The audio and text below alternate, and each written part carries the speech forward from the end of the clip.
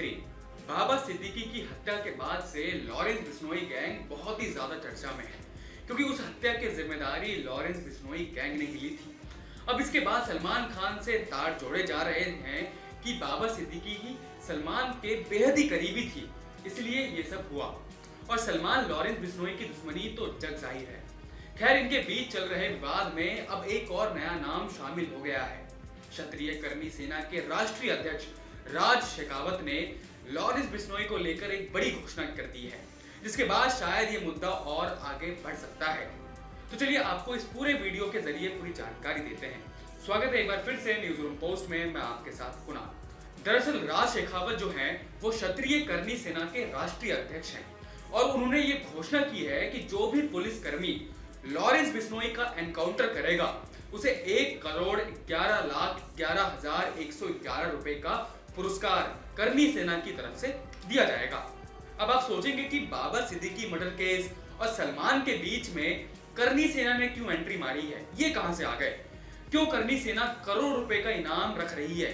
तो इन सवालों के जवाब के लिए थोड़ा पीछे जाना होगा, यानी कि साल 2023 में। दरअसल कर्मी सेना और लॉरेंस के बीच दुश्मनी की वजह राष्ट्रीय राजपूत कर्मी सेना के पूर्व अध्यक्ष सुखदेव सिंह गोगामेडी की हत्या है। सुखदेव सिंह गोगामेडी की हत्या 5 दिसंबर 2023 को हुई थी और उस हत्या की भी जिम्मेदारी लॉरेंस बिश्नोई गैंग ने ली थी।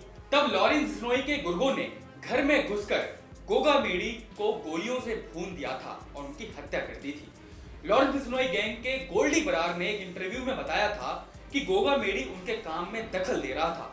2-3 बार उसे ऐसा ना करने की चेतावनी भी दी गई थी, इसके बाद भी वो नहीं मान रहा था, इसलिए उसकी हत्या कर दी गई थी।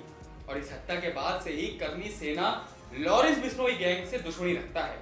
इसलिए क्षत्रिय कर्मी सेना के राष्ट्रीय अध्यक्ष जो अभी हैं राज शेखावत, उनका वीडियो सोशल मीडिया पर काफी तेजी से वायरल हो रहा है। इस वायरल वीडियो में राज शेखावत कह रहे हैं कि मुझे सिर्फ इतना पता है कि हमारी धरोहर परम आदरणीय अमर शहीद सुखदेव सिंह गोगामेडी की हत्या लॉरेंस बिश्नोई ने कराई थी।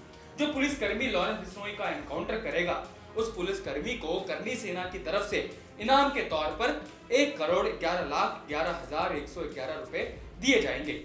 इसके अलावा कर्मी सेना उस बहादुर पुलिसकर्मी के परिवार की सुरक्षा और संपूर्ण व्यवस्थाओं का दायित्व भी अपने हाथ में लेगी।